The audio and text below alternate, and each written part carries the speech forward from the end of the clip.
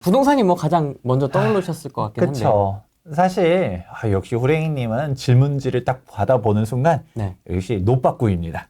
첫 질문부터 그냥 바로 이제 탄핵과 개헌부터 이제 치고 들어가는 우리 후랭이님 되시는데 네. 그냥 결론부터 말씀드리자면 사실 이거 끝났죠. 이 부동산 시장이 사실 이렇게 저는 급변할 거라고는 생각도 못했었다가 탄핵이 터지는 거 보면서 계엄 나오고 진짜 이제 탄핵 소추안 나가서 이제 내년에 제가 까딱하다 하면 진짜 조기 대선 갈 수 있잖아요. 그런 조기 대선 결과에 따라서 정권이 바뀔 수 있는 그런 리스크가 이제 커졌다 보니까 뭐 부동산에 관심이 있겠어요? 아마 분명히 이 영상 댓글에도 이 시국에 너는 또 부동산을 논하고 또 책 홍보하려고 나오고 그렇죠. 저 책팔이 지금 나라가 지금 이런데. 그러니까 첫 책이 하필 이 시국에 나왔는데 오히려 이 시국에 대해서 잘 담아보았지만 그래도 한번 그래도 제가 할 얘기는 해야 되기 때문에 예. 결국은 일단 먼저 이제 주의사항 얘기해드리자면 지금 사람들이 너무 민감해요. 이게 탄핵에 대한 얘기를 하면 진보 쪽에 계신 분들은 당연히 저 윤석열 나쁜 놈 끌어내려 이렇게 얘기할 거고 보수 쪽에 계신 분들은 아직 탄핵된 것도 아닌데 뭔 탄핵을 논하냐 조기 대선을 논하냐 이렇게 얘기하기 때문에 네. 일단 다들 컴다운 하시기 바라고요. 지금 우리는 정치를 논하는 게 아니라 부동산을 논하는 것이고 우리는 투자자잖아요. 맞습니다. 내 재산을 어떤 식으로 지키느냐. 진보고 보수고 다 부동산 투자 열심히 합니다. 돈 벌고 싶습니다. 그럼요. 그러니까 이거를 시나리오 중 하나 어떤 시나리오로 갔을 때 부동산 시장에 어떤 영향이 펼쳐지는가. 그리고 우리는 항상 최악을 대비해야 됩니다.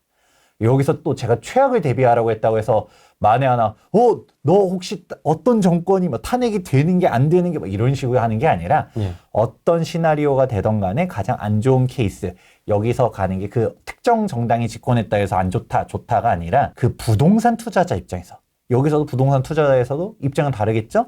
다주택자가 있을 수 있고 맞습니다. 1주택자가 있을 수 있고 무주택자 입장에서 각자의 시나리오들을 잘 생각해보는 시간이라는 점을 잘 생각해보면서 갑자기 막 이제 김재경 너 이러지는 안 하셨으면 좋겠습니다. 요즘 너무 민감하기 때문에 미리 말씀하고 시작해 보겠습니다. 솔직히 제가 역으로 질문해 볼게요. 네. 지금 이 시국이 왔잖아요. 네. 부동산에 관심이 사람들이 있나요? 원래 좀 대출 규제 때문에 없었지 않습니까? 네. 근데 더 없어진 것 같기도 하고. 그러니까요. 딱 제가 이 시국에 책이 나오면서 우리 출판사 분께서도 막 고민하는 게 지금 경제 경영 도서가 초토화됐대요. 아니 지금 다들 막 태극기 들고 광화문을 가고 여의도를 가고 이래야 되는 시국에 뭔 경제 경영이냐. 지금 뭐 정치, 경제 막 이게 뭐 워낙 혼란스럽다 보니까 뭐 부동산이고 주식이고 재테크고 뭐 관심이 없는 건 거죠. 일단은 당장 정권 사수 혹은 정권 타도 하면서 다들 이제 광장으로 나가고 있기 때문에 관심들이 없잖아요. 네. 지금 일단은 이 영상을 보시는 분들도 그래도 어느 정도 관심이 있으니까 혹은 후링이 TV에 자극적인 썸네일을 낚여서 클릭을 하신 분들이 이제 초기 부분을 보실 텐데 네. 그럼에도 불구하고 이제 부동산 소유자들은 최근에 문의가 오히려 역으로 많이 들어오고 있어요. 그래요? 네. 그래서 상담 신청 오시는 분들 같은 경우도 오히려 어떤 분들이 많이 상담 신청을 오시냐 다주택자분들. 당장 내 재산 어떻게 될지 라고 생각하시는 분들이 많거든요. 사실 결론부터 말씀드리자면 지금 다주택자분들이 가장 발등에 불이 떨어졌습니다. 그러니까 왜냐하면 정권이 바뀔 수도 있는 상황이 나왔잖아요. 네. 원래라면 그냥 이런 사태가 안 나왔다라고 하면 2027년도에 대선이 다가올 예정이었었다가 갑자기 2025년도에 정권이 바뀔 수도 있는 리스크가 터지다 보니까 그럼 만약에 정권이 바뀌게 되면 어떻게 되지? 그리고 솔직히 이제 어떤 이변이 나올지는 모르는 일이지만 당장 헌재에서 탄핵을 받아들일지 안 받아들일지도 모르는 일이잖아요. 그리고 만약에 탄핵이 돼서 조기 대선을 간다 했었을 때도 보수가 될지 진보가 될지도 모르는 일이지만 일단 지금 현재 분위기상으로는 윤석열 대통령이 사실상 전 자살골을 넣었다라고 생각하거든요. 그렇죠. 진짜 어떤 명분이 있을지는 또 나중에 뚜껑을 까보면 알겠지만 사실 현 시점 속에서는 차라리 그냥 가만히 있으면서 지금 국회가 발목만 잡고 아무것도 못하고 우리 행정부가 뭐 하고 싶은 게 있는데 입법도 막아, 예산도 막아. 그래서 우리가 할 수 있는 게 없었습니다. 라고 하면서 오히려 이쪽은 이쪽에 명분을 쌓고 그게 오히려 더 나았을 텐데 근데 갑자기 이렇게 돼버리니까 명분이 확 넘어가면서 실제로 이제 탄핵까지 돼버린 거잖아요. 정확히 탄핵 소추안이 가결이 된 거고 네. 실제 탄핵이 되냐 안 되냐 2025년도를 보면 좋을 것 같은데 이렇다 보니까 지금 분위기 속에서는 사실상 보수 필패이지 않을까. 진짜 이제 민주당이 대권을 잡고 그리고 노골적으로 얘기하자면 이제 드디어 진짜 이재명이 대통령이 되느냐라는 얘기들이 나오고 있죠. 그러면 이재명 시대의 부동산 시장은 어떻게 되는지를 생각했을 때 일단 다주택자들은 부들부들 떨고 있다. 혹시 또 양도세 중과, 종부세 중과, 종부세 몇 천만 원에서 1억씩 납부하던 시절이 갑자기 떠오르거든요. 네. 제가 뭐 누구라고 말은 안 하겠지만 법인 투자하신 분들 중에서 그 종부세만 1년에 막 6억씩 납부하고 6억이요? 네. 와. 아마 아시는 분일 수 있어요. 그래서 그거 얘기 듣고서 으악 했는데 진짜 지금도 법인으로 아직 못 정리하신 분들도 있었는데 종부세 지금도 법인은 힘들거든요. 그럼에도 불구하고 좀 가지고 있었다가 차마 못 버린 거죠. 아픈 손가락에서 얘를 팔기 싫어 이랬었는데 갑자기 이래버리니까 법인 던져야겠다. 다주택 포지션 빨리 청산해야겠다. 이런 생각들을 하게 되는 것이죠. 진짜 댓글이나 뭐 이런 게 질문이 되게 많습니다. 이 다주택자인데 이거 빨리 정리해야 되냐? 그렇죠. 지금 그게 제일 큰 이슈라고 볼 수 있고요. 그러면 여기에서 나머지들이 다 파생이 됩니다. 그러면 이제 어떻게 될까요? 또 똘똘한 은채 강화되겠다. 그런 식으로 생각해 볼 수 있을 건데, 그러면 여기까지만 얘기하면 또, 저 투기꾼이 또, 그래서 지금 부동산 사란 거냐? 이런 얘기를 할 수 있잖아요. 일단은 미리, 이제 2025년도 시장 자체만 놓고 보면, 원래라면, 저는 이런 계엄 사태가 안 터졌었다라고 하면 2025년도 상반기부터 올라갈 거라고 좀 봤었어요. 사실 지금 경기가 별로 그냥 안 좋고, 그리고 거래도 적고 한 게 대출 규제가 이제 심해진 이후부터 이렇게 된 거잖아요. 네. 여름 때는 원래 전통적으로 비수기였었어요. 그래서 원래 추석 이후로 본격적으로 가을 상승장 이런 식으로 얘기를 하다가 그때 진짜 가을 상승장이 올 것 같으니까 막 이제 이복형 금감원장님께서 은행들 막 불러가지고 똑바로 해. 정신 차려? 정신 차려. 너 어떤 규제가 나타날지 몰라. 그게 은행의 규제가 갈지 금융 지주의 규제가 갈지도 모르게끔 그냥 막 알잘딱깔센 몰라? 이러고 있으니까. 그렇죠. 그냥 은행들이 막 부들부들 떨면서 그냥 아이고 알았어 납작 엎드려가지고 지금 그러고 있었던 거죠. 그랬다 보니까 듣도 보도 못한 이상한 대출 규제들이 막 튀어나오고 참고로 이게 많은 사람들이 오해하는 게 정부가 금융감독원이나 국토교통부에서 대책으로서 발표한 게 아니에요. 그냥 알잘딱한 센 딱 이거니까 은행별로 알아서 그냥 뭐 금리를 높여버리고 그리고 뭐 다주택자 대출 막는 것도 있고 조건부 전세자금 대출 막는 것도 있고 아무튼 뭐 5만 가지 막 그래서 이게 대출 규제를 안 하니만 못하게 이상하게 난수표를 만들었어요. 어디 은행은 뭐는 되고 어디 은행은 뭐가 안 되고 맞아요. 어디 은행은 또 이거 다 되고 다주택자 대출 되는 것도 있고 맞아요. 엉망진창입니다. 그냥 이런 식으로 하면서 그냥 막 투자일상 어떻게 다 알아보면서 막 여기 은행 되나요? 막 심사 다리로 막 돌아다니고 그랬었는데 근데 그래도 매도자들은 지금 다들 고고하게 있었거든요. 지금만 그런 거야. 해바뀌면 또 금리 내려가고 있고 대출 풀리고 그리고 이제 은행별로 가계대출 총량이 있거든요. 그게 이제 또 2025년도에 리셋되면 세금 수신금리 낮추겠지라는 생각을 할 겁니다.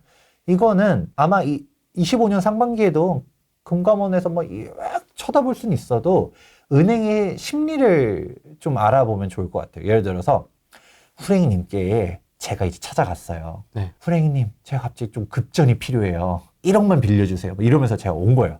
우리가 알고 지낸 지가 꽤 됐지만 제가 갑자기 돈 빌려달라고 하면 조금 어때요? 뭐지? 그런데 여기서 그래도 우리가 후랭이님, 우리 그동안 알고 지낸 세월이 있지 않습니까? 1억 제가 이자 드릴게요 하면서 빌려달라고 차용증 다 써줄게요. 이렇게만 나가는 거랑 후랭이님, 저기 신축 아파트 대형 들고 있는 거 어딘지 아시죠? 제가 이게 담보 제공해 줄게요. 랑 느낌이 또 어때요? 다르죠. 완전 다르죠. 완전 다르죠. 네. 이 사람의 신용, 소득 뭐 이런 거 안다 하더라도 신용으로 빌려주는 거랑 담보를 잡아놓는 거랑은 아예 다릅니다. 완전 다르죠, 완전. 그러면 은행도 거꾸로 생각해보죠. 신용대출을 좋아할까요? 담보대출을 좋아할까요? 담보대출. 담보대출. 그리고 기업들, 요즘 경기도 안 좋다는데 아무래도 정부는 사회적으로 이게 금리 내려가고 이 풍부해진 유동성이 투자나 이런 쪽으로 넘어가기를 바라지. 그냥 부동산을 다 쏠려가지고 부동산으로 가계자금 대출 가고 막 이런 거를 별로 원하지 않죠. 그러니까 규제를 한 거지만 아니 돈에 꼬리표가 있습니까? 그냥 돈만 벌면 장땡이고 안전한 게 좋은 건데 은행 입장에서는 신용대출로 빌려주든가 아니면 기업 자금 대출로 해주는 것보다도 확실한 담보가 있는 담보대출을 훨씬 더 좋아합니다. 그게 훨씬 더 안전하고 그리고 담보대출이 막 사람들이 막 영끌 이러지만 영혼을 담보를 잡고 싶어도 담보가 안 돼요. LTV를 떠나서 DSR이 워낙 강력하기 때문에 집값 아무리 높아도 연봉이 보통 7배라고 통상 표현을 해요. 현재 기준으로. 그러면 내 연봉이 1억이면 7억까지 대출이 나오는 겁니다. 그럼 집값 얼마짜리를 내가 매수하는데 그게 사실 경매로 디폴트가 나도 충분히 회수가 가능하기 때문에 은행 입장에서는 주담대를 제일 선호합니다. 근데 이거를 어거지로 막아놓은 거잖아요. 그래서 이제 스프레드라고 얘기하거든요. 근데 이 스프레드 차이가 역대급으로 벌어져 있어요. 그러니까 지금 수신금리는 엄청 낮아졌잖아요. 네. 은행 예금금리, 적금금리 보면 엄청 빠져 있습니다. 그런데 담보대출 금리만 지금 4, 5% 이러거든요. 참고로 금감원장님이 이러기 전까지는 지금 막 특판 대출 금리는 3%대도 있었어요. 그랬었는데 갑자기 그냥 훅 뛰어버리니까 사람들이 이랬었는데 근데 다시금 내년에 슬금슬금 내려갈 가능성이 높았고 그러면 지금 현재 이제 눌려져 있던 수요가 바로 내년 상반기에서 팍 올라갈 거 같지만 이제 전제 조건이 붙죠. 문제는 갑자기 계엄이 터졌습니다. 아직 시장에 이제 막 탄핵 국면으로 찬물을 끼얹어 버리니까 이 시국에 또 부동산 얘기 하시는 분들이 다들 이제 지금 다들 뭐 어디저기 막 광장에 찾아 나갔었잖아요. 그러니까 지금 부동산 사무실이 아주 한가해요. 그러니까 이거는 막 그냥 요즘 부동산 사무실을 여러분들이 찾아가면 부동산 사장님 바쁠 때는 상대도 안 하거든요. 여름철에 진짜 거래 막 매물도 없고 할 때 부동산 찾아가가지고 저희 바로 어떻게 하냐면 얼마 해서 투자할 수 있는 물건 있습니까? 혹시 이거 계좌 나옵니까? 하면서 바로 그냥 계약할 사람들도 막 상대하기 바쁜데 그냥 천천히 와서 여기 마포구 요즘 분위기 어때요? 여기 뭐 마레프 요즘 좀 괜찮은 거 있나요? 막 이러면서 나오면 그냥 한숨 쉬다가 그냥 적당히 상대하고 보내버립니다. 그런데 요즘 같은 날 오면 마레프 요즘 좀 어때? 하면 앉아보세요. 커피 일단 타서 대접해 주면서 요즘 마레프가 말이죠 하면서 이제 막 열심히 설명해 주실 겁니다. 부동산 공부를 하려 해도 이럴 때 돌아다니셔야 되고요. 그러니까 요즘 사장님들이 아주 막 팔이 날리다가 사람이 오면 아주 친절해지기 때문에 공부를 해도 이럴 때 하셔야 된다. 그리고 매도자도 그전에는 아주 고고했습니다. 당장 11월 달만 한다 하더라도 지금 거래 안 돼도 뭐 나 지금 급하지 않아. 뭐 집값 더 올라갈 건데 라고 생각했다가 갑자기 국면이 이렇게 되니까 둘 중 하나죠. 우선 첫 번째 진짜 이렇게 정치 사회적으로 혼란스러워지면 부동산 가격 위험할 수 있겠다 생각한 사람들이 급매물로라도 팔아야 되나? 라는 분들이 있을 수 있고요. 지금 실제로 급매물이 나오는 지역도 있고요. 그리고 당장 매도 호가는 그렇지 않지만 부동산에다가 그래도 손님 좀 있으면 잘 좀 얘기해 주세요 라고 말하는 사람들이 있으니까 한번 밀어보면 못 이기는 척 밀릴 수도 있어요. 예전에는 한 1,000만 원만 깎아주세요 라고 하면 뭔 소리야 100만 원도 안 돼. 내가 안 올리는 거에 감사하게 생각해. 이런 사람들이 많았었다면 지금은 1,000만 원만 깎아주세요 라고 하면 1,000만 원 깎아드리면 되겠습니까? 이럴 수 있습니다. 그리고 매도 잔금도 우리 보통 일반적으로 잔금 시점을 2달에서 3달 정도 잡잖아요. 근데 지금 5달, 특히 최근에 계약한 것들 보다 보면 5달 잔금도 있어요. 근데 이제 매수자가 돈이 이제 다 자기도 작은 스케줄이 있잖아요. 뭐 주식 빼야 되는 사람도 있고 아니면 코인을 빼야 되는 사람도 있고 근데 그것도 예를 들어 미장이 있어.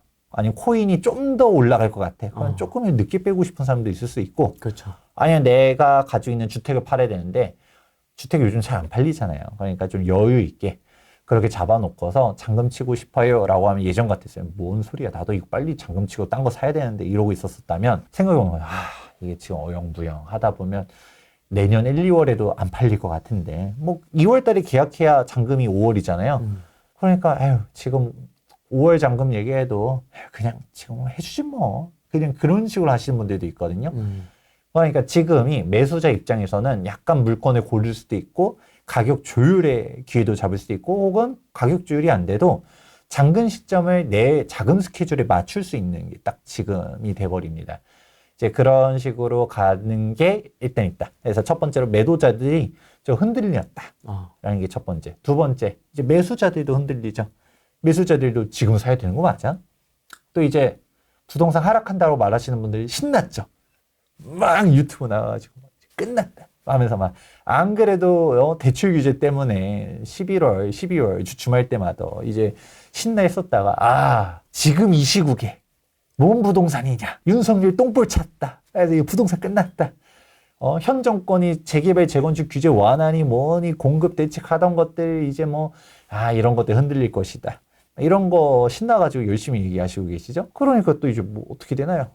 또 이제 수요자도 지금 매수하는 게 그래도 조금 고민하면서 살까 말까 하다가 그래 이 시국이 어떻게 되는지는 지켜보다가 결정해도 늦지 않겠다라는 생각을 하고 있죠. 왜냐면 우리 당장 12월 달 이런 사태가 터질 거라고 알고 있었었나요? 아니.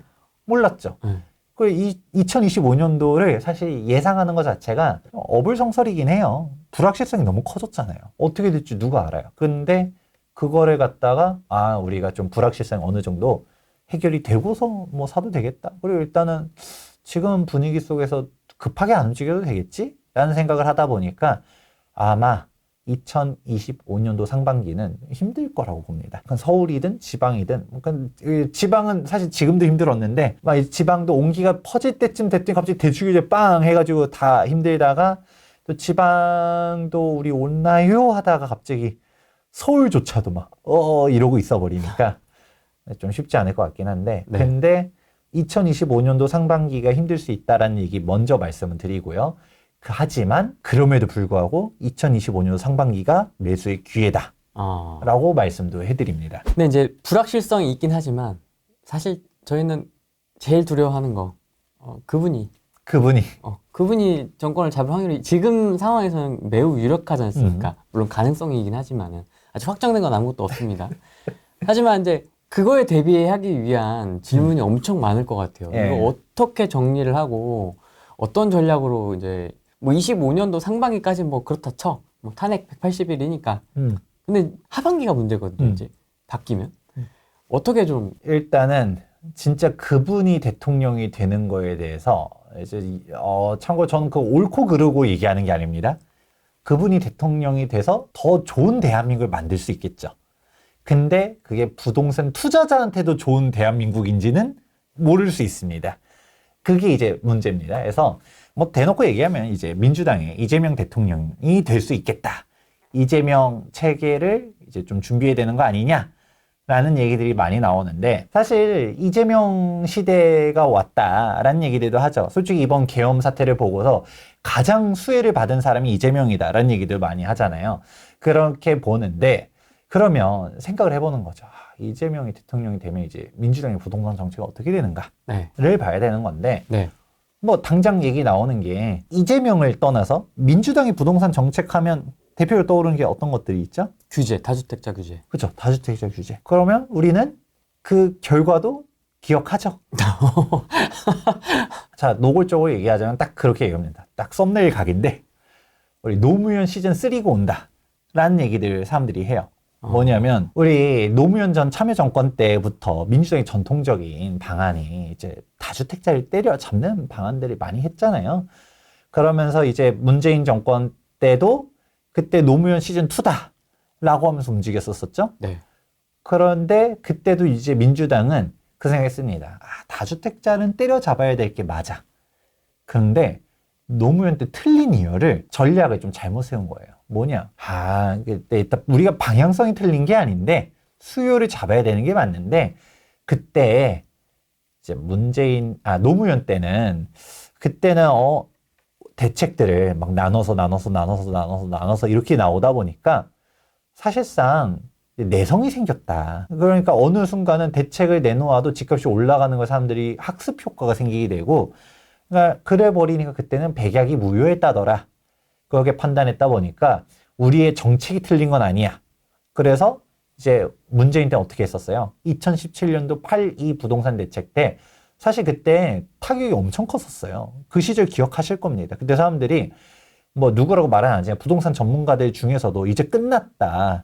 그걸 투자하시던 분들 중에서도 그래 이제 올라갈 만큼 올라갔어 하면서 정리하신 분들도 꽤 많았었거든요. 그때도 왜냐면 우리가 2014년도에 바닥을 찍고서 쭉쭉쭉쭉쭉 올라가던 와중이었었어요. 그러다가 이제 8.2 대책 터졌었다 보니까 이제는 힘들다라고 했었던 이유가 그때 이제 정권을 잡았었던 민주당에서도 그리고 이제 김수현부터 해가지고 뭐 장하성이 딱 그 부동산 정책 수립에 깊숙하게 관여했었던 분들이 있었죠. 그런 분들이 딱 생각을 했었을 때 이게 핵심적으로 끌고 모아가지고 해야겠다 해서 종합 선물 세트라는 얘기도 있었어요. 패키지. 네, 패키지. 그래서 그날 바로 서울 25개구 전역을 갖다가 조정 대상 지역으로 파바바바박 지정해버리고 그 전격적으로 양도세 다주택자 중과 때려버리고 대출 규제 넣고 그러면서 이제 심해지면 우리 종부세도 나중에 넣을 거다라고 하면서 이제 협박까지 하면서 이제 우리 선물 보따리는 끝나지 않았다라고 실제로 그렇게 발언했었습니다. 주머니에 뭐 있다고. 맞아요. 표현이 그랬어요. 주머니에 아직 카드 많이 남아있다. 이걸 가지고서 끝이라고 생각하지 말아라 라고 한 거예요. 그때도 규제가 워낙 셌고 한 번에 나와서 떨어질 거라고 본 전문가들 많았었고 찾아보면 많아요. 그랬는데 우린 결과를 알죠. 2017년도 8.2 대책 나와서 사람들이 으악 하면서 있다가 언제? 2018년도 1월부터 3월까지 불꽃 같은 상승장이 빡빡빡빡 올라가기 시작했죠. 네. 그리고 우리는 그때부터라는 걸 알고 있습니다. 2017년도 때 파신 분들은 땅을 치고 후회합니다. 그래 14년도 때 싸게 사서 그래 이 정도 먹었으면 됐어 하면서 팔았더니 알고 보니 그때부터 불꽃 같은 상승장이 나와서 착 올라가고 그러니까 이제 착 올라가니까 어떻게 해요? 2018년도 9.13 부동산 대책에서 종합부동산세를 팡 터트려버리죠. 그러고 9.13 대책에 또 어떤 게 나왔냐? 임대사업자를 죽이는 정책이 그때 나옵니다. 그러니까 또 이제 막 사람들이 하다가 다시금 슬금 있다가 다시 파파파팍 올라가니까 또 어떻게 해요? 2019년도 12, 16 대책에서 종부세 이제 2단 부스트 해가지고 그냥 세율 그냥 팍 또 올리고 그런 식으로 해서 팍 죽여버리고 그러다가 이제부터는 이제 사람들이 안 속죠. 사람들이 이제 또 내성, 학습 효과가 생겨버리면서 그나마 마지막 타격이 있었던 게 2019년도 12, 16 대책까지는 한동안은 또 으악 하다가 맞아요. 2021년도까지는 미친 듯이 이제 상승을 했는데 결국 이 집값을 잡은 거는 정부의 정책이 아니라 2022년도 그때 우리 아무도 그것도 우리도 몰랐었지만 미국에서 금리 인상을 우리 파월 형님께서 그냥 다 죽어 하면서 이제 자 손가락 접어 다주택자 죽어 하면서 이제 이러면서 이제 다 그러니까 우리 한국에서 갑자기 미국에서 나온 이 금리 인상에서 갑자기 시행사들부터 이제 죽어나가기 저 먼저 죽어요. 그렇죠. 그리고 이제 시공사들이 으악 하면서 죽어요. 이러면서 이제 사람들이 우리 동가요? 아니 지방 죽어요? 그리고 서울 죽어요? 하면서 이제 다 이제 쓰러진 게 2022년도였다. 맞습니다. 갑자기 그냥 그래놓고 미국은 지 혼자만 그냥 우린 인플레이션 계속 잡을 겁니다. 우리 경제는 괜찮아요. 고용 괜찮아요. 하면서 그거 할 때 우리가 아픈 사람들끼리 먼저 그냥 쓰러진 게 2022년도였다. 막 역전세 우리 막 내고 있고. 우리 역전세 나오고 이제 뭐 이제 전세 사기 나오고 역월세 나오고 이게 정말 힘들었던 시장이었었는데 결국은 여기서 우리가 알 수 있는 게 규제 역설이란 표현을 쓰거든요. 네. 규제로 집값을 잡아본 적이 없어요. 그러니까 수요 억제 정책이라는 거는 결국은 부작용을 표출한다라고 보거든요.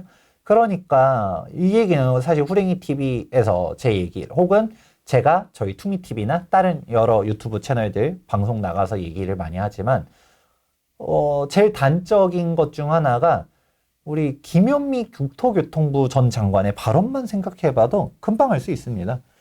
김윤희 전 장관님께서 어떤 얘기 있었어요? 2017년도에 초대 국토교통부 장관 되면서 부동산 쇼핑을 하는 시대는 끝났다. 실소유 주택이 아닌 주택은 다 정리하시면 좋겠습니다. 뭐 이런 얘기 했었잖아요. 그리고 임대사업자 등록하라고 했던. 그렇죠. 임대사업자 등록하라고 했다가 또 이제 본인이 맞아요. 본인 스스로 번복을 하면서 임대사업자 다 이제 깨버리고 이제 가두리 양식 만들어가지고 임대사업자 등록하세요 해가지고 쭉 물고기 들어오니까 뒤에 딱 차단 해놓고서 과태료 3천 혜택 받은 거 다 토해야 돼 이래놓고 그냥 물을 쫙 빼버려요. 물고기들이 갇혀가지고 퍼덕퍼덕거리고 있고 이제 다 죽어 나가는 거였는데 근데 이제 2번 속으시면 안 됩니다. 임대사업자 이제 또 막 얘기 나오면 그러니까. 절대 하시면 안 됩니다. 그러니까. 다주택자는 쉽지 않아요. 자, 그러면 이제 임대사업자로 일단 한번 가두리 양식 해놓고 다주택자들도 임대사업자 등록을 안 했어도 사실 그렇다고 해서 힘들었었습니다. 왜냐? 사실 그나마 임대사업자 등록했었으면 가두리 양식이라고 했었지만 일단 퇴로가 없어서 얘도 갇혔잖아요. 그래도 뭐 그냥 있었어도 임대사업자 등록 안 한 다주택자들은 진짜 피를 토했습니다. 얘 다트판에 묶어놓고서 양도세, 종부세 하면서 막 취득세 하면서 계속적으로 그냥 이제 으악 하면서 피를 흘리고 있었었는데 정확하게는 피라기보다는 세금을 줄줄줄 애국자였죠. 애국자. 왜냐? 일단 양도세로 갔다가 퇴로를 막아버립니다. 다주택자는 혜택이 없다 하면서 근데 이게 되게 양도세가 무서웠었던 게 조정대상 지역을 묶이게 되면 내가 비조정대상 지역 때 취득했다 하더라도 조정대상 지역 내 다주택자가 매도를 하게 되면 양도세 중과세율이 붙어버립니다. 그래서 이 양도세 중과가 처음에는 10%, 20% 중과였다가 이제 나중에 한번 또 올리면서 20%, 30% 중과로 붙어버리거든요. 그러면 3주택자 이상은 30% 중과. 그러면 현재 양도세율 최고세율이 45%, 30%가 붙게 되면 75%, 여기에 지방세 10% 붙게 되면 7.5, 정확하게 7.5% 붙어서 그럼 82.5% 세율. 네. 그러면 내가 뭐 10억을 벌었고 20억을 벌었고 이게 중요한가요? 세금 떼고 나면 남는 게 없다. 그리고 취득세 내고 종부세 내고 하면 오히려 막 진짜 팔아서 차 떼고 포 떼고 남는 게 없는 상황이 돼버리는 거거든요. 그래서 맨 처음에 양도세를 먼저 이제 딱 길목을 막는 거죠. 아까 가두리 양식 얘기했잖아요. 물고기 쫙 들어왔을 때 퇴로를 막아버립니다. 싹 양도세를 갖다가 이제 퇴로를 막아버리고 그러니까 이제 물고기들이 일단은 무서운 줄 모르고 있는 거야. 뭐 그냥 뭐 안 팔면 되지 뭐. 정권 언젠가 바뀌겠지. 여기서 살면 돼. 뭐 맞아. 아직 물 따뜻해 하면서 있었는데 물을 쫙 빼버리기 시작하죠. 그래? 너네가 안 팔고서도 버틸 수 있나 보겠다 하면서 종부세로 갔다가 그냥 물을 빼는 수준이 아니라 물을 막 끓여대기 시작해요. 처음에 따뜻해 하다가 따뜻한 게 아니라 뜨거워 이래 버리니까 야 막 으아 하면서 거기다 기름도 부어버리고 이래 버리니까 물고기가 다 튀겨지기 시작한다. 끝났다 하면서 이제 막 종부세를 그냥 솔직히 안 내보신 분들은 그 무서움을 모릅니다. 종부세 지금은 좀 바뀌었어요. 현 정권 가면서 좀 바뀌긴 했지만 당시 문재인 때 종부세가 무서웠던 거는 지방에 있는 농어촌 주택도 하나도 안 빼줬습니다. 이거 모르시는 분들이 생각보다 많아요. 양도세에서 이제 뭐 읍면 지역의 공시가 3억 이하는 뭐 양도세 주택 계산할 때 또 빼주고 뭐 취득세 계산할 때 공시가 1억 이하는 빼주고 뭐 이런 게 있잖아요. 네. 종부세는 그런 거 없어요. 그냥 농어촌에 있는 주택 하나 이러고 가지고 있어도 이것도 무조건 주택세 다 카운트입니다. 그럼 내가 서울에 주택이 있는데 부모님이 주신 주택이 하나 있는 거예요. 너 2주택 적폐네, 3주택 적폐네 하면서 이제 확 때려버리다 보니까 그때 그냥 종부세 막 내다 보면 이제 어떻게 돼요? 저 농어촌 주택 올라가지도 않는데 정리해야겠다. 근데 안 팔리잖아요. 뭐 팔려야 말이죠. 다들 팔려고 막 힘들어가지고 내놓는 매물들이 천진데. 그러니까 어떻게 했죠? 헐어버리죠. 철거 하면 주택수 줄이고 막 이런 식으로 했던 시절이 있었는데 그런 식으로 종부세를 납부하다 보면 이게 진짜 1주택이면 사실 종부세 부담 별로 없어요. 저도 제 개인으로 납부했었던 종부세가 물론 가족 단위로 하면 꽤 있었지만 저 혼자로만 납부한 거는 사실 500만 원도 안 냈던 것 같아요. 1년에 400 정도? 한 300 후반? 뭐 이 정도 냈었던 것 같거든요. 네. 아무리 고가주택 가지고 있다 하더라도 1주택자는 사실 종부세 부담이 크지가 않아요. 그런데도 불구하고 현 정권 오면서 좀 더 이제 좋아지긴 했죠. 그래서 솔직히 막 남들 막 몇천씩 낼 때, 뭐 300 가지고 막 그러냐라고 하겠지만 지금은 100만 원도 안 냈거든요. 와. 이번에 12월 달에 종부세 고지서 날라왔잖아요. 100만 원도 안 나왔어요. 그래가지고 지금 공정시장 가액 비율도 줄여줘. 그리고 과세 표준도 이제 공시 가격도 이제 현실화 멈추면서 공시 가격도 낮아져. 그러면서 이제 세율도 낮아졌죠. 종부세 세율 자체도 낮아지고 공제도 늘어났죠. 그래 버리니까 뭐 이거 괜찮네 하면서 이제 지금 다주택자들은 사실 지금 급하지 않았던 게 이런 식으로 현 정권이 종부세에 대한 부분들을 허들을 막 낮춰주다 보니까 지금은 좀 있을만하다. 그러니까 다시 이제 맨 처음에 막 화상 있고 막 이제 물고기들 막 갇혀 있었는데 다시 물 온도가 좀 괜찮아지니까 좀 기다려 볼까 했었는데 갑자기 이제 보는 거죠. 그분이 다가오고 있습니다. 그분이 이제 기름통을 들고서 다가오는 게 눈에 보여주니까 지금이라도 이 담장을 뛰어넘어야 되나? 어부가 바뀌었어. 어부가 지금 처음에는 그래도 그래 너네들 좀 모이도 좀 던져주면서 바세린도 좀 발라주면서 좀 아팠지 하면서 우리가 담장도 헐어줄게 좀만 기다려 이제 드넓은 바다가 기다리고 있어 이러고 있었다가 갑자기 참고 이게 착하다 나쁘다 이런 거가 아니라 물고기 입장에서는 착한 어부가 나타나서 바로 물고기 막 작살로 찌르려던 어부를 쫓아내고서 그래도 물고기들 좀 키워주려고 그러고 있었다가 갑자기 그 어부가 탄핵당한 거야. 지금 탄핵의 위기에 있는 거죠. 보니까 막 저 어부를 갖다가 쫓아내야 된다라고 하면서 죽창을 들고서 다가오시는 분이 있는데 그분을 보니까 보니까 그 전에 있었던 어부랑 약간 살짝 비슷한 것 같아. 색깔이 약간 파란색이야. 나 파란색 무서운데? 하면서 막 이제 그래 버리니까 이제 부들부들 떠는 거죠. 물고기들이. 어떻게 해야 되지? 지금이라도 담장을 뛰어넘어가지고 다주택 포지션에 청산해야 되나? 그러니까요. 이래 버리는 거죠. 그래 버리니까 이제 사람들이 어떻게 하죠? 지금 제일 무서워하는 사람들이 다주택자다. 지금 이 상황에서 일반인들은 별로 관심이 없어요. 안 그래요? 그렇죠. 일반인들은 뭔 상관이에요? 지금 1주택자야. 사실 지금 세금도 얼마 안 내요. 그럼 뭐 항상 또 그분들 얘기하잖아요. 실수요주택 하나만 냅둬라. 뭐라 자꾸 다주택자 만드냐. 그냥 뭐 그러니까 실수요자들은 뭐 부동산 가격이 올라가든 떨어지는 크게 관심이 없죠. 물론 떨어지는 걸 싫어도 그래도 내가 한 채 가지고 있는데 내가 그럼 이거 한 채 정리하면 어떡할 거예요? 전월세로 갈 거예요?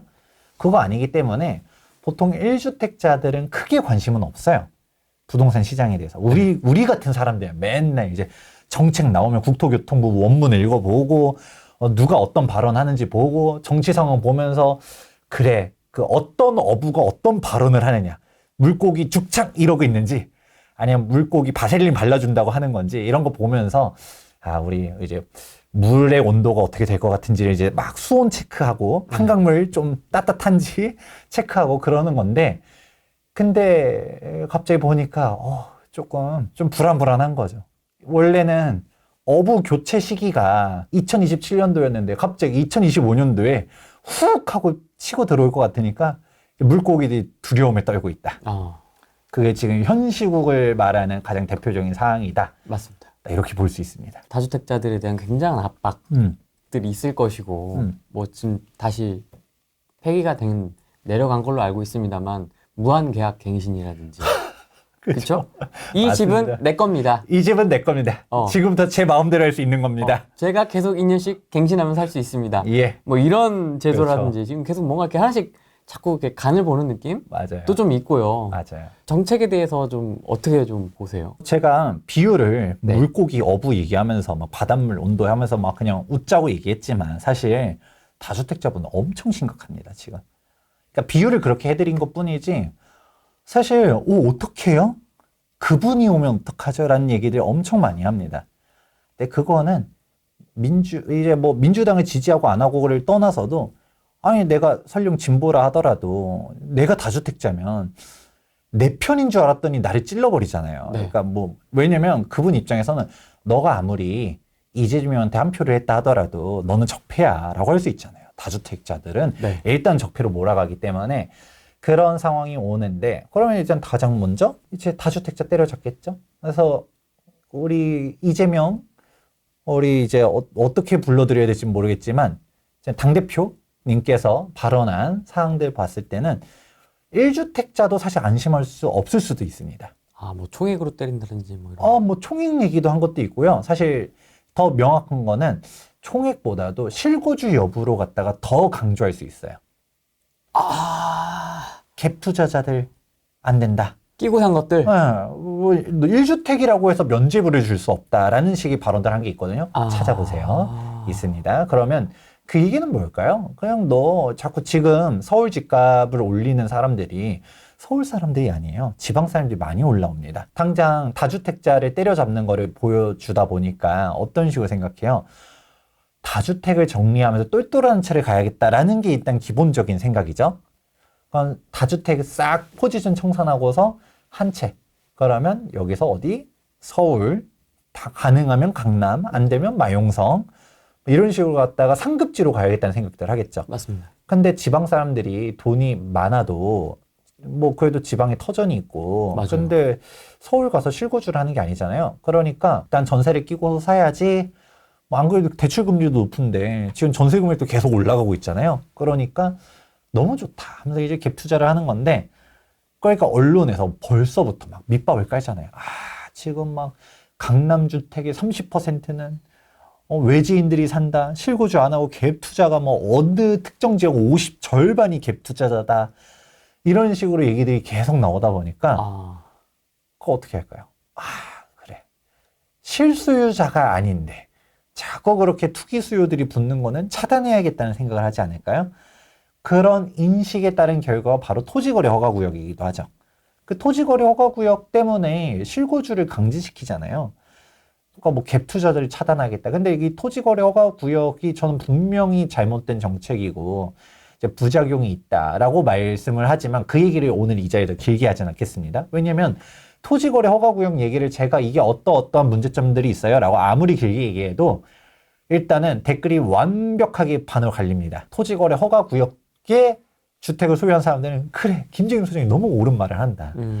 이건 너무 잘못된 정책이다 라고 하면서 얘기하는 반면 또 다른 쪽 너 또 다주택자의 대변인 너 강남 대변인이냐 역시 부동산 투기꾼답다. 역시 영끌 영끌 오적이 아닌 영끌 오적에는 못 들어가지만 영끌 칠적답다 하면서 막 그렇게 얘기를 하겠죠. 그렇게 얘기를 하겠지만 네. 근데 그러면서도 토지거래 허가구역 옳다 이렇게 말을 하시는 분들도 많아요. 실제로 왜 그럼 갭 투자가 정당한 거냐라고 얘기해버리면 할 말이 없잖아요. 그런데 지금은 토지거래 허가구역으로 지정한 곳들만 하는데 그러면 둘 중 하나가 예상되겠죠. 일단 토지거래 허가구역을 서울 전 지역을 확대할 수도 있겠다. 일단 현재 우리 토지거래 허가구역들이 이제 지정된 곳들이 되게 많은데 지금 다시금 예상되는 일단 조정대상 지역 투기과열지구 이제 서울 확대 지정하는 것뿐만 아니라 토지거래 허가구역도 전혀 확 지정해버리면 참고로 이거는 어마어마한 파급력이 있습니다. 이게 매수자들 진입하는 거 차단 효과도 있고요. 매도자들이 팔지 못하는 것들도 있어요. 그러니까요. 일단 토지거래 허가구역이라는 것 자체가 실수요자만 사라는 얘기는 매수자들이 갭 투자하지 말라는 것도 있겠지만 반대로 소유자들 입장에서 팔고 싶다 하더라도 내가 실거주하고 있는 주택을 팔 수 있는 거지 세를 껴놓은 주택이에요. 그러면 세입자가 오케이를 하지 않는 이상, 협조가 잘 되지 않는 이상은 세입자가 나가줘야지만 팔 수 있다는 얘기잖아요. 그렇다 보니까 매도도 쉽지 않습니다. 그래 버려서 사실 그래서 이게 가장 대표적인 토지거래 허가구역의 문제점 중 하나인데 그래서 진짜 다트판에 묶여가지고 막 다트 던지는 대로 다 맞는 사람도 있었거든요. 저한테 상담 받으셨던 분 중에서 여기 책에도 써놨었던 사례 중 하나인데 진짜 아직도 기억나는 사례가 있어요. 저희 정책적인 내용 중에 토지거래 허가구역에서 써놓은 사항인데 네. 실제로 저한테 유료 상담 받으셨던 분이었는데 이제 은퇴하신 분이셨어요. 나이가 이제 60 넘으신 분이었는데 그 어르신께서 오셔가지고 저한테 딱 온 게 딱 강남에 두 채를 들고 있었던 거예요. 네. 같은 단지였었어요. 그분은 원래 30평대에서 거주하고 있다가 돈 열심히 모아서 나 좀 더 넓고 쾌적한 집 살려고 40평대로 간 거예요. 그리고 그분은 규제가 심해지기 전에 사가지고 일시적 2주택이 3년이었었어요. 그래서 내가 이거 일단 세 놓고 있었다가 3년 안에 팔면 되지 했었는데 이제 3년이 다가오고 있었던 시점에 토지거래 허가구역을 우리 박원순 전 서울시장님이 전격적으로 지정을 해버립니다. 그래 버리니까 그냥 해가지고 팔려고 했는데 강남구청에 찾아갔죠. 강남구청에 전화해가지고 저 이거 세입자한테 꼭 허락을 받아야 됩니까? 하니까 받아야 된대. 세입자 허락이 없으면 못 판대. 저 양도세 일시적 2주택 3년 다가오는데 이거 어떻게 해요? 하니까 그냥 우리는 원칙대로만 해야 되기 때문에 무조건 팔으셔야 됩니다. 라는 얘기를 한 거예요. 그래서 근데 이분이 강남이었고 양도 차익이 얼마나 많았겠습니까? 네. 근데 양도 차익이 이게 비과세에 대한 혜택도 있지만 사실 양도세 중과세율 시절이었잖아요. 그러니까 이게 비과세냐 아니냐만 하더라도 세금 차이가 몇 억이 차이 날 것을 보니까 중과세율로 팔게 되면 아예 남는 게 없어지겠죠? 그래 버려서 이게 양도세 차이가 그때 제가 계산해드리고 보니까 비과세로 파냐 아니냐에 따라서 네. 세액 차이가 거의 7, 8억이었더라고요. 그때 당시 가격에서도. 그래서 어떻게까지 얘기했었냐면 세입자한테 맨 처음에는 이제 막 처음에는 한 1,000만 원부터 얘기를 한 거야. 퇴거를 하게 되면 우리가 돈 얼마 드리겠습니다 했다가 막판에 1억까지 제시했어요. 이사비 1억. 네, 만약에 협조해주면 1억까지 드리겠다. 그때도 막 엄청 스트레스 받다가 1억까지 제시했거든요. 결국 안 했어요. 왜? 그때 계약갱신 청구권 나왔었을 시절이었어요. 그래 버리니까 계약갱신 청구권 나오고서 부작용 또 팍 튀어나와서 전세 그냥 엄청 폭등했잖아요. 그러니까 나 이거 1억 받아도 어디 갈 데 없어. 나 이거 더 살 겁니다. 청구권 쓸 겁니다. 이래 버린 거예요. 그래 버리고 그냥 그럼 이제 뭐가 됐어요? 완전 가두리 양식이 결정체였던 거예요. 그분은 일단은 양도세 중과 때문에 일단은 퇴로가 막혔어도 나는 새끼리 있다 생각한 거야. 일시적 2주택이 있었으니까 괜찮겠지라고 했는데 그래도 종부세를 일단은 두들겨 맞고 있었지만 그래도 더 올라갈 것 같아요. 최대한 3년 꽉꽉 채워서 팔아야지 하면서 기다렸었어요. 여기서도. 근데 갑자기 토지거래 허가구역을 지정해버리네? 세입자 허락을 안 받으면 못 판다네? 근데 여기서 엎친 데 덮친 격으로 계약갱신 청구권이 나와서 세입자가 나 만기 됐지만 청구권 쓸 거야. 나 더 살 겁니다. 이 집은 제 겁니다. 이러고 있는 거예요. 그래 버리니까 아니 이게 사실 어느 거 하나만 없었어도 괜찮았었어요. 이 네 가지가 다 중첩돼 버리니까 문제가 솔직히 계약갱신 청구권을 쓰게 되면 전세 금액이 시세보다 낮잖아요. 네. 그러면 시세보다 낮아서 시세대로 팔기는 어려울 수 있어요. 예를 들어서 계산하기 편하게 매매 금액이 10억인데 전세가 뭐 4억 들어가 있는 매물이 있고 6억 들어가 있는 매물이 있어요. 어떤 게 팔기가 쉬울까요? 6억 들어요. 당연히 6억 들어가 있는 게 갭이 낮으니까 팔기가 쉽겠죠? 근데 4억 들어가 있는 거를 4억 들어가 있는 세입자가 청구권 써버린 거예요. 근데 청구권은 법에 그렇게 해주라고 하니까 뭐 막을 수는 없고 청구권 썼는데 그러면 그걸 갭 투자하려면 10억 그대로 시세로 팔려면 갭이 6억이잖아요. 그럼 매수자 입장에 메리트가 있어야겠죠. 그러면 1억을 싸게라도 팔아야 될 거 아니에요. 그러면 그래도 갭이 5억이라도 시세보다 1억 싸게 샀으니까 그래도 이것도 나도 이득이다라고 하면서 매수할 사람들이 있거든요. 근데 이거는 토지거래 허가구역까지 묶여있으면 일단은 못 파는 거야. 이거 양도세 비과세 딱 깨져버리고 이래버리니까 이제 그분은 완전 그냥 이미 변호사 세무사 다 찾아갔다가 저한테 온 거예요. 어떻게 할까 하는데 저도 막 솔직히 지금까지 기억 남는 게 제가 그래도 상담을 해드리면서 어떻게든 저도 이제 나름 변호사나 세무사를 알아보고서 솔루션을 내주거든요. 근데 그분은 결론적으로 어떻게 답이 없는 거였잖아요. 제가도 맨 처음에 질문지를 먼저 받아들이고서 먼저 얘기를 했어요. 솔직히 말씀드리자면 이거 유료 상담 취소하셔도 된다. 상담료 돌려드릴 수도 있다. 이거 제가 와도 뭐라고 그 명확한 답을 드리기는 어려워요. 라는 얘기 미리 했지만 그래도 오겠다라고 한 거예요. 자기 이미 상담료 많이 썼단 거야. 변호사는 다 왔는데 그래도 김재경 소장님은 뭐라고 얘기해요? 너무 궁금해서 오고 싶다면서 그때 이제 노부부 둘이 온 건데 그냥 그분 결국 그렇게 하다가 못 팔고 종부세 계속 매년 억 단위로 납부하다가 그냥 그러면서 이제 버텼었죠. 근데 결과론적으로는 부동산 가격이 또 엄청나게 올라가 줘가지고 뭐 그게 또 뭐 좋아진 건지 어쩔지 모르겠지만 지금 그분은 또다시 이제 아픈 상처가 있잖아요. 우리 바닷물을 어떻게 끓여야 되는지를 기억하기 때문에 지금 이라도 어떻게 해야 되나 아마 그런 고민들 하시지 않을까요? 그래서 지금 오시는 분들이 다 기억하는 게 이게 5만 가지 시너지가 다 오는 겁니다. 그러면 이제 가장 먼저 다주택자 규제, 그러면 양도세, 종부세, 취득세, 대출 규제 뭐 이런 것들이 다 올 거라고 보여지는 거고, 그리고 토지거래 허가구역, 그리고 계약갱신 청구권, 지금 1+1이죠? 근데 이거를 무제한 할 수도 있지 않겠냐. 근데 참고로 무제한은 최근에 하도 비판이 많다 보니까 또 철회도 했어요. 그럼 1+1+1. 그거죠. 저는 오히려 진위는 숨겨져 있다 생각하거든요. 무제한을, 처음부터 무제한 카드를 꺼내놓으면 사람들이 당연히 반대할 거 모를까요? 알겠죠. 근데 왜 꺼냈을까를 생각해 본 거가, 처음부터 계약갱신 청구권, 저는 계약갱신 청구를 할 수 있다라고 그냥 아예 명확하게 하든가, 근데 그거를 1회 할 수 있다라고 했을 때 그 1회의 의도가 뭘까를 전 처음부터 생각한 게, 프레임TV에서 언제 한번 얘기한 적 있는지 없는지 모르겠지만 1을 2로 바꾸고 3으로 바꾸는 거는 어렵지 않을 수 있다 란 얘기를 했거든요.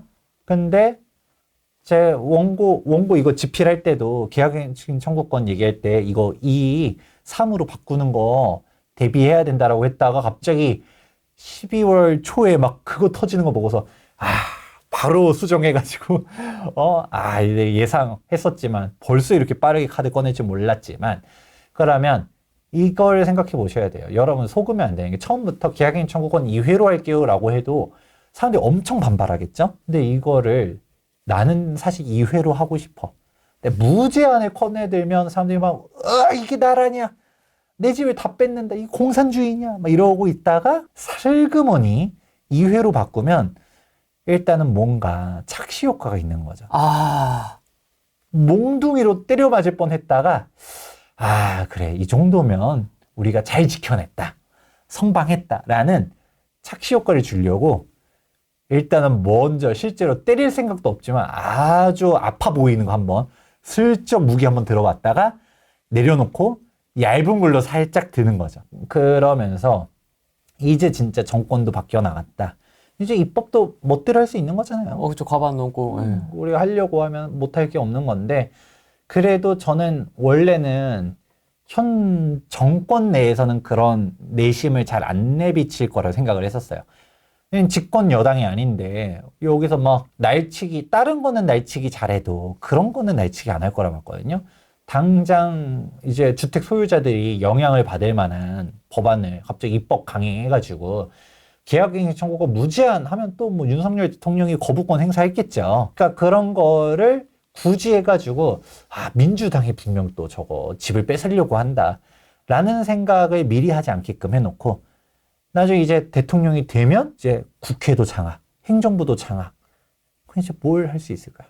멋대로 이제 진짜 다 할 수 있기 때문에 그때 가서 이제 2회 연장, 3회 연장 못할 게 없다라고 생각을 하는 거죠. 다주택으로 있자니 양도세니 종부세니 뭐 이제 다 규제들이 있어. 근데 임대도 더 힘들게 만들어. 그러니까 지금 약한 골이 먼저 무너지잖아요. 지금 빌라 시장이 초토화된 게 임대 시장을 박살내서 그렇거든요. 아니 지금 전세 보증 비율 126%도 힘들어 죽겠는데 지금 여기서 더 낮추겠다라는 얘기들이 나오고 있고, 그러니까 전세 시장이 박살나니까 어떻게 돼요?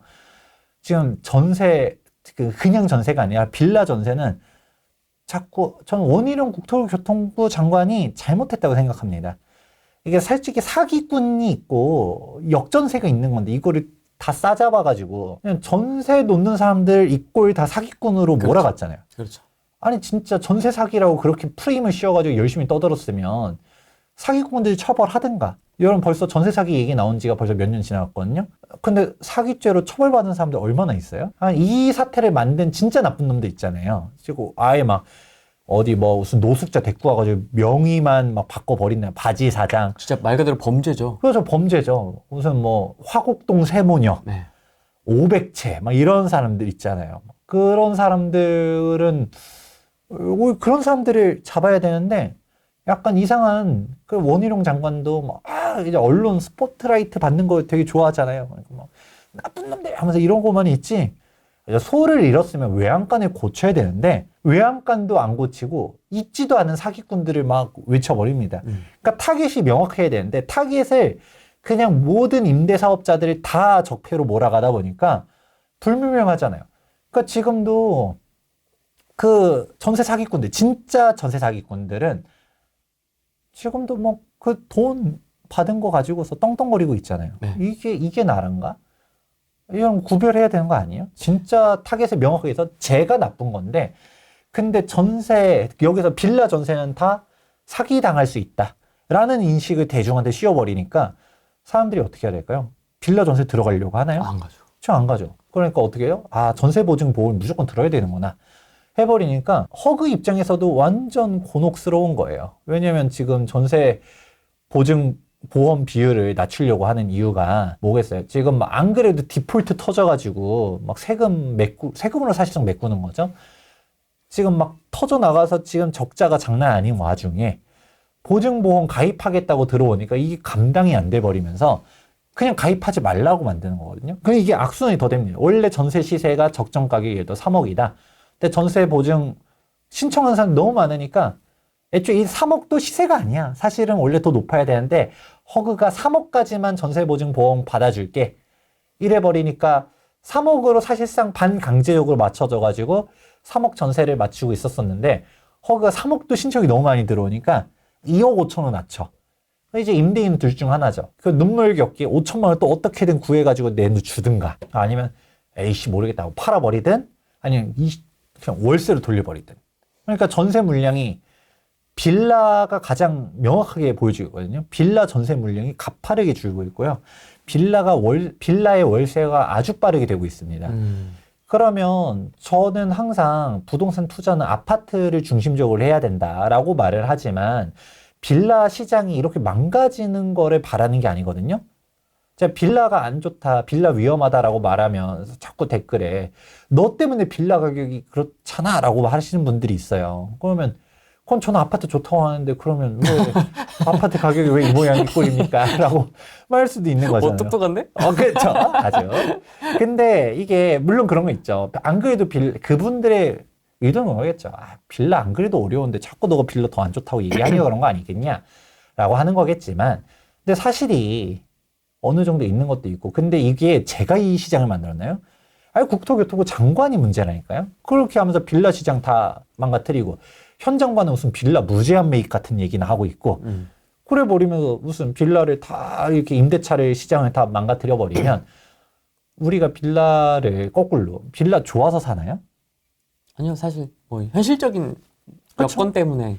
아니 사실 우리 노골적으로 얘기해 봅시다. 빌라가 좋아서 사시는 분들은 많지 않아요. 그냥 금액에 맞춰서 뭐 그냥 현실적으로 이제 전월세로 살든 매수를 해서 구매를 해서 거주를 하든 그렇게 가는 건데 빌라라는 거는 적어도 주거 사다리의 역할이라는 게 분명히 있었습니다.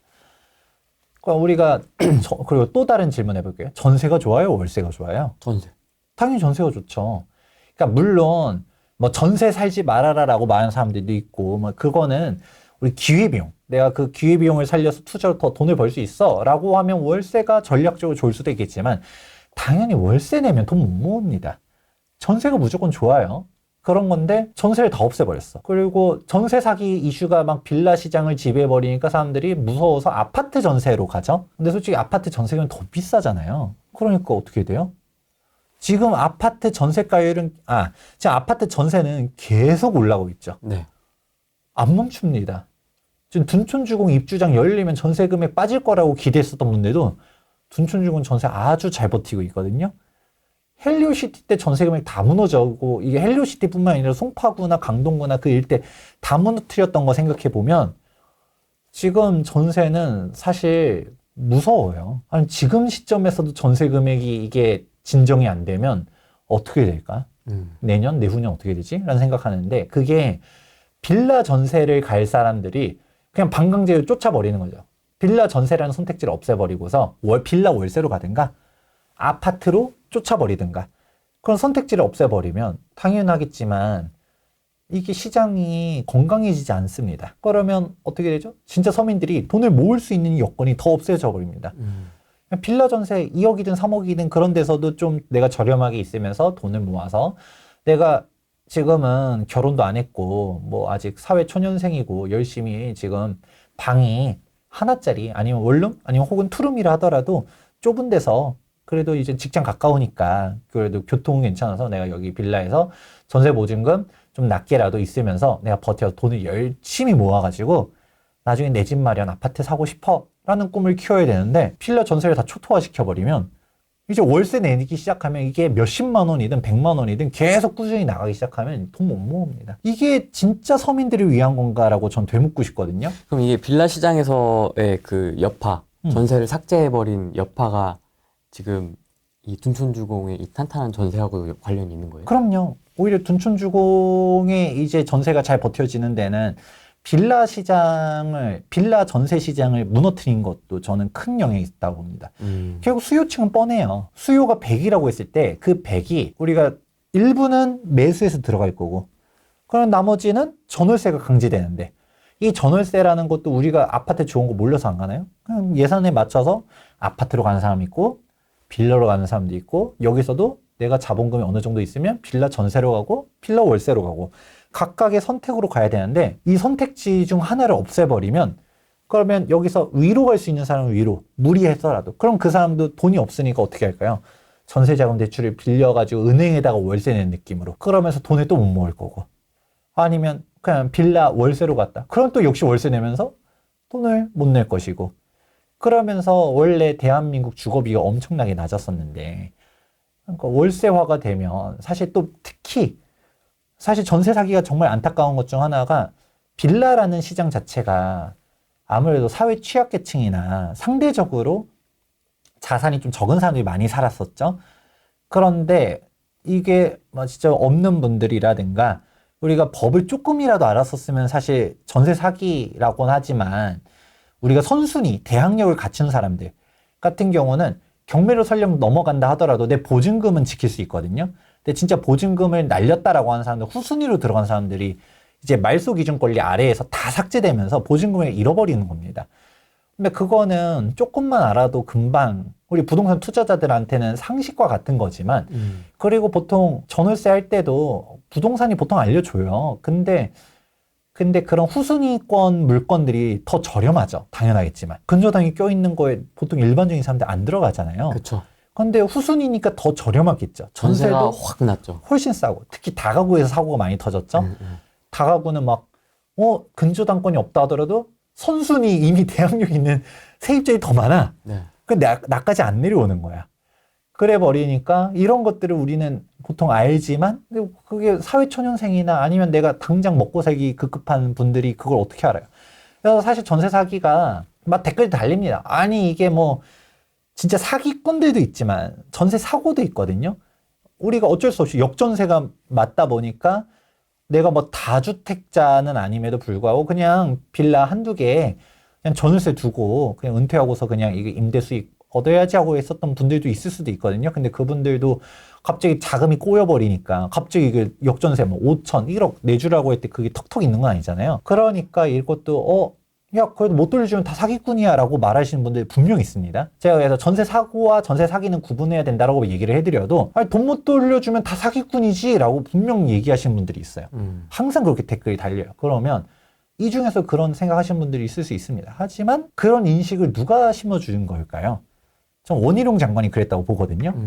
자꾸 다 사기꾼이라고 얘기해버리니까. 그런 식으로 간 건데 결국 그 결과가 여파가 다 옵니다. 이 부동산 시장이 신뢰를 다 무너뜨렸잖아요. 빌라 전세는 사기당할 수 있어 라는 인식을 들게 했잖아요. 그래 버리니까 전세가 삭제되면 이제 월세로 가는 수밖에 없습니다. 그럼 월세 내야죠. 그게 우리가 바라는 미래. 그분들이 원하는 미래가 그거였을까요? 그러면 서민들이 돈을 못 모으고 진짜 서민을 서민답게 만드는 그런 거겠죠. 그분이 얘기하지 않았습니까? 이제 개천에서 용이 나는 시대를 만드는 게 아니라 연못에서도 우리 가재 금붕어 개구리였나요? 가분개? 행복하게 살 수 있는 연못을 만들어야 된다. 행복하게 연못에서 월세를 내더라도 행복하게 살 수 있는 시대를 만들어야 된다. 근데 그 연못 월세가 너무 비싸지고 있는 것 같아서. 그게 문제죠. 네. 그러니까 저는 그 얘기를 하는 건데, 근데 그 분의 사상을 따르는 분들은 참고로 그분은 연못에서 안 있어요? 제가 그래서 실명 밝히기 좀 그러는데 그분은 연못에서 안 있습니다. 좋은 데 있어요. 좋은 데 있어요. 아무튼 여기까지만. 그러니까 근데 사실 말의 취지는 맞아요. 그게 그분의 풀 워딩을 이렇게만 얘기하면 김지웅 너 색깔이 혹시 빨강이냐 이럴까봐 얘기를 하자면 이제 정치 얘기를 하는 게 아니라 그분의 풀 워딩 자체는 저는 맞는 말이라고 생각합니다. 왜냐하면 그분이 뭐라고 얘기했냐면 자꾸 미국이나 우리나라 언론이 문제다. 미국에서 맨하튼의 집값 뭐 300억 돌파, 1000억 돌파 막 이런 거 기사에 안 나오잖아요. 애초에 그 사람들의 집값 뭐 그걸 가지고 왜 자꾸 얘기를 하느냐, 왜 자꾸 강남 집값 가지고 얘기를 하느냐. 일반인들이 매수할 집이 아니에요. 안 그래? 우리가 평균적인 근로소득 가지고서 강남 집값 뭐 30억짜리 지금 50억 60억 이러잖아요. 50억 60억짜리 살 수 있어요? 불가능. 저도 강남 못 가요. 가고 싶죠. 우리도 항상 마음의 꿈은 항상 압구정 아니겠습니까? 그렇습니까? 압구정 가고 싶다. 누가 압구정 저한테 김진경 소장한테 돈만 빌려주면 저도 압구정 가고 싶다 하지만 못 가는 거잖아요. 각자의 예산선에 따라서 움직이는 거죠. 저도 압구정 집값 더 올라갈 게 눈에 보여도 못 가잖아요. 똘똘한 채 더 심해져서 강남 집값 폭등할 것 같아도 한숨 푹푹 쉬면서 그래 전 태어난 게 성동구니까 우리 성동구에만 입성해도 어디겠냐. 그냥 저 이제 성동구 막 좋습니다. 그런데 강남이 올라가는 걸 이제 쳐다만 보고 있는 거죠. 그게 안타까운 것 뿐인데. 근데 이제 얘기하는 게 자꾸 일반적인 집값들은 그때는 또 어떤 시절이었냐면 지방 집값은 엄청 안정돼 있었거든요. 그 발언을 했었을 때 연도를 잘 찾아보세요. 지방은 집값이 안정돼 있었어요. 그래서 그때 당시 문재인 대통령도 그 국민과의 대화 있었었어요. 아마 기억나실 거예요. 그래서 막 부동산은 자신 있다. 그리고 거기서도 막 어떤 질문자가 어떤 한 아주머니께서 지금 부동산 때문에 너무 힘들어요. 서민들이 힘들어요. 이렇게 했더니 그 대통령께서 뭐라고 했냐. 지금 부동산 안정돼 있다라고 발언했다고 욕을 엄청 먹었죠. 유체이탈 화법이냐? 아니면 주변에 대통령의 눈과 귀를 닫는 사람들이 있는 거 아니냐? 아니 지금 서울 집값이 그렇게 올라가는데 왜 부동산이 안정돼 있다고 얘기하느냐? 라고 했지만 실제로 부동산원 통계는 KB 통계 아니고 부동산원 통계는 안정돼 있다고 떠 있었어요. 그리고 여기서 평균은 서울만 있는 게 아니라 지방도 있죠. 그리고 지방은 하락돼 있었죠. 네. 그러니까 다주택자 두들겨 때리면 어떤 결과가 나오는지는 알죠. 똘똘한 한 채. 그러니까 싹 팔고서 그럼 파는 쪽에 있는 쪽 상대적으로 가치가 떨어지는 거 아니면 가치가 떨어지는 상품 지역별 양극화, 상품별 양극화가 나타나는 게 당연한 수순인데 그러니까 이게 안 좋은 쪽에 있는 사람들은 다 힘들고 지방 힘들고 서울에서도 빌라 힘들고 빌라도 막바지에 올라갔었어요. 2020년도, 2021년도 그때 올라갔었지 19년도까지만 하더라도 빌라 되게 힘들었었거든요. 그랬는데 그런 얘기들을 하시니까 사람들이 막 이제 불타 올랐었던 것처럼 그러니까 그분조차도 아니 강남 집값이 지금 이렇게 올라가는 건 맞는데 왜 자꾸 강남 집값이 모든 시장을 대변해 주는 게 아닌데 강남만 얘기하느냐 라는 말만 했으면 그건 맞는 말이에요. 실제로 지금도 제가 2025년도 상반기 부동산 시장 지금 아무래도 이 탄핵 정국 국면으로 가게 되면 사람들이 뭔 부동산이야 라고 하면서 좀 쉽지 않을 수 있다라고 했지만 지금도 여러분 직접 가보세요. 압구정이랑 반포 부동산 한번 찾아가 보면 싼 거 없습니다. 싼 게 아니라 일단 나와 있는 매물조차도 건수가 많지 않고요. 그리고 나왔다면 다 신고가입니다.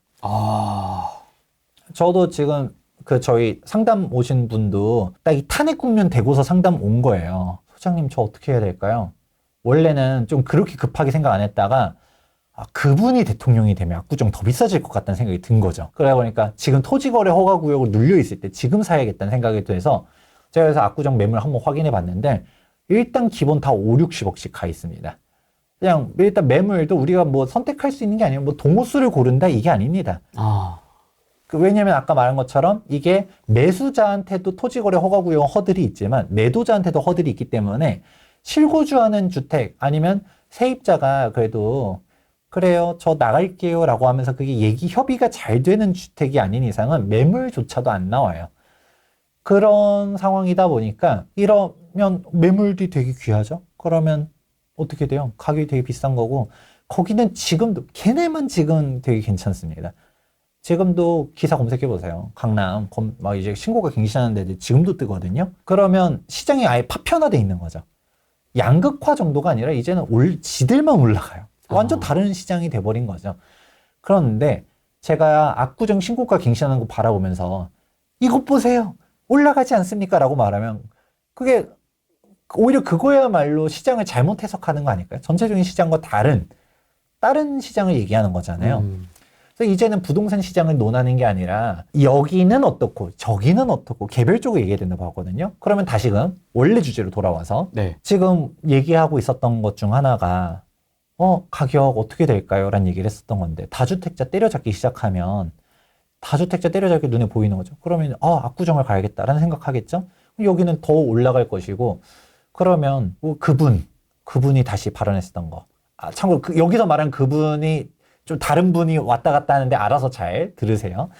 그분이 말했었던 강남 집값 가지고 왜 자꾸 그렇게 얘기하느냐에 대한 사람들 다시금 잘 생각해 보면 맞는 말이긴 합니다. 왜 자꾸 강남 집값 가지고서 그렇게 얘기를 해요? 그리고 오히려 이런 것 때문에 지방이 더 힘든 거라고 봐요.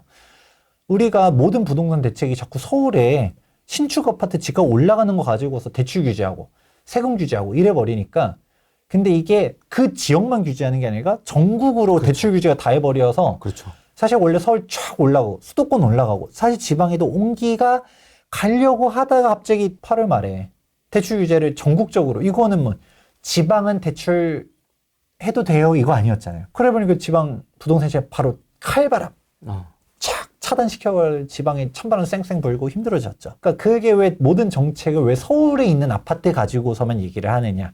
서울의 빌라도 지금 엄청 힘들거든요. 그거를 왜 자꾸 정책자들이 오히려 이거는 정책자들이 생각해야 될 마인드죠.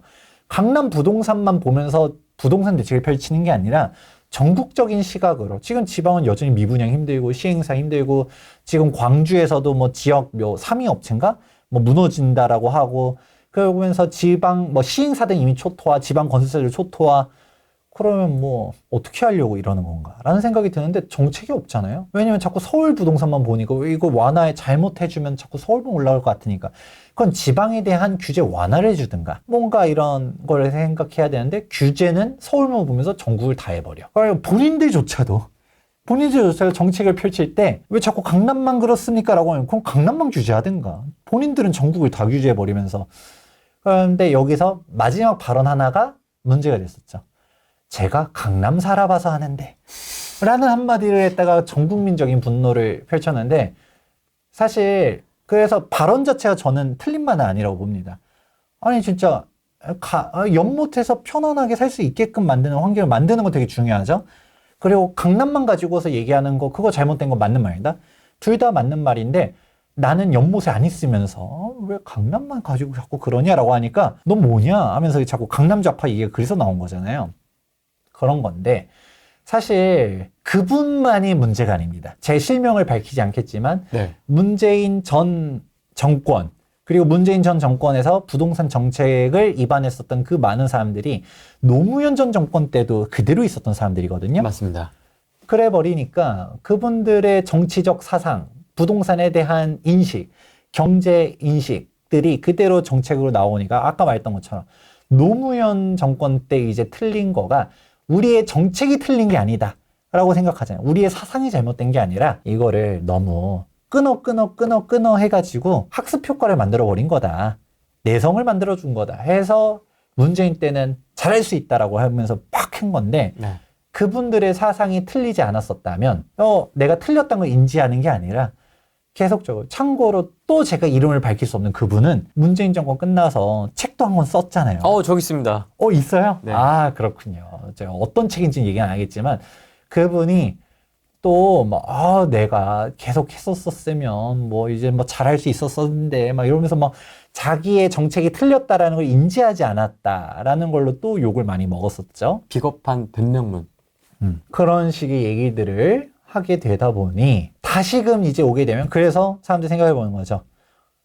민주당의 이제 부동산 아이덴티티가 흔들리지 않는다라고 하게 되면 결국 또 그 사람들이 다시금 돌아와서 정책을 펼친다라고 하게 되면 노무현 때 경험해보고 문재인 때 경험해보고 그러면 또 다시 오는 게 아니냐. 노무현 시즌2를 경험해봤잖아요. 그럼 노무현 시즌3 되는 거 아니겠냐.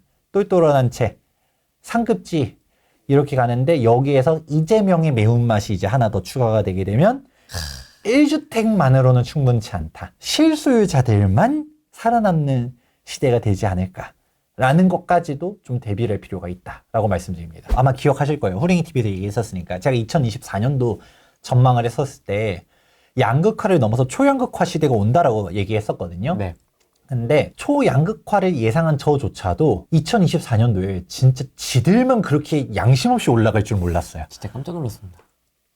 아니 솔직히 반포 더 비싸질 줄 알았지만 얘네들은 양심이 없어요. 그냥 이런 속도로? 50억 실거래가에서 반포 50억 그것도 처음에 레미안 이제 원베일리가 먼저 찍을 줄 알았었더니 아크루 리버파크가 50억 먼저 찍었습니다.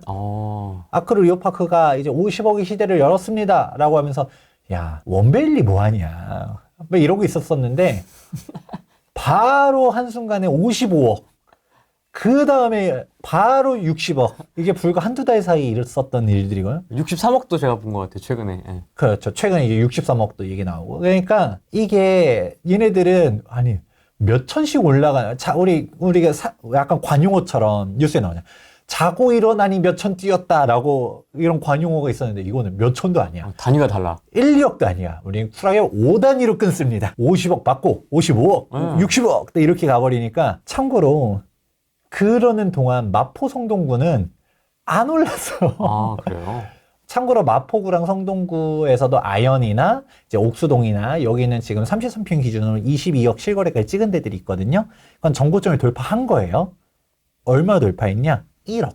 2021년도에 21억까지가 이제 최고 이제 상한이었다라고 봤을 때 1억 올라갔습니다. 그것도 아현과 옥수의 대장단지만. 그리고 마포랑 성동구의 일반적인 아파트들은 구축 아파트는 말도 안 꺼낼게요. 신축, 준신축조차도 정고점이 20억씩 가던 데들이 여전히 지금 잘 찾아보면 동호수 안 좋은 거는 17억도 있고요. 18억도 있고요. 뭐 그렇습니다. 그러면 여전히 지금 마포 성동구 주민들은 한숨을 푹푹 쉬어요. 지금 잠실 가격 어떻죠? 잠실 어떻습니까? 지금 잠실 토지거래 허가가 묶여 있어도 엘리트 가격 쫙쫙 올라가잖아요. 날라갔죠. 예. 잠실 주공 5단지 막 28억이 뭐야? 우리 30억 간다? 막 이러고 있잖아요. 그런데 그게 보면서 마포구랑 성동구 주민들은 이걸 팔면 떡 사 먹을까요?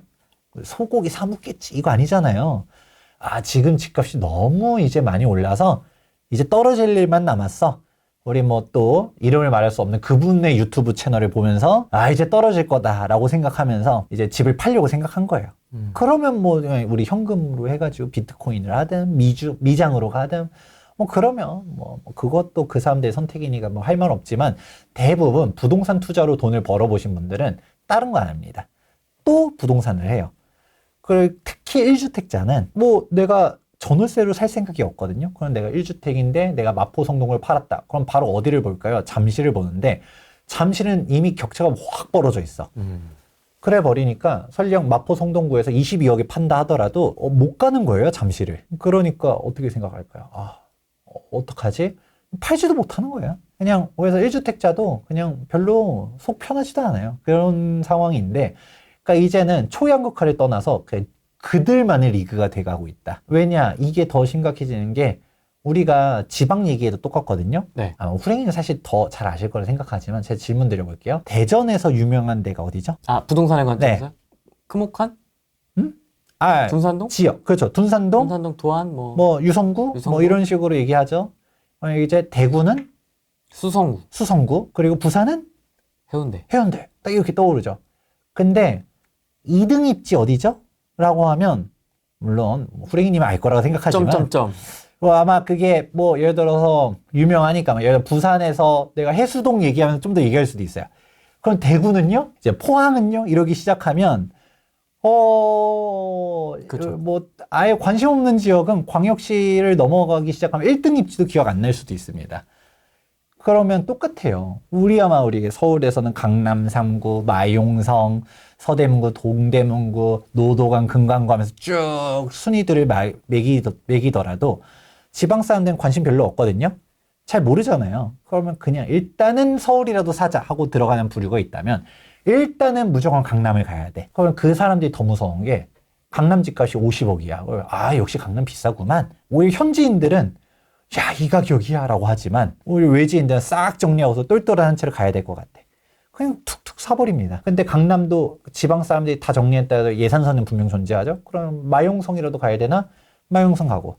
안 되면 이제 다른 데. 이런 식으로 가면서 움직여지는데 그래도 여기서 허들도 있거든요. 우리 일반적으로 성동구 집값이 비싸면 동대문구를 쳐다보잖아요. 아, 동대문구 지금 너무 저평가예요. 지금 개발되면 더 올라갈 것 같아요. 라고 하면서 얘기할 수 있었는데도 불구하고 내가 마용성까지는 들어봤는데 서대문구, 동대문구 가라는 얘기 못 들어봤어. 이래버리면 바로 그냥 끝나버립니다. 그래도 성동구까진 가야 된대 라고 들어보면 그냥 마포 성동구를 가버리고 끝나는 거죠. 그러니까 오히려 외지인 투자 비중이 늘어나면 늘어날수록 더 뾰족하게 올라가는 부분이 있어요. 우리가 원래는 갭을 벌리면 갭을 좁히고 이렇게 가잖아요. 갭 벌리기, 갭 좁히기 이렇게 가는데 강남은 갭을 벌렸어. 아, 그러면 이제 얘네를 좁히겠지 했는데 더 벌려. 더 벌려.